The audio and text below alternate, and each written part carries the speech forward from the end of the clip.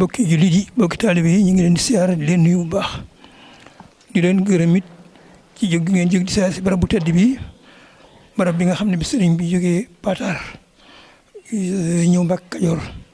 Maam Mor Anta Sali ànd ak si Ahmadou Bamba ak njaboot gi yëpp fii la ñu wàcc muy Mbàkke Kajoor ndax booba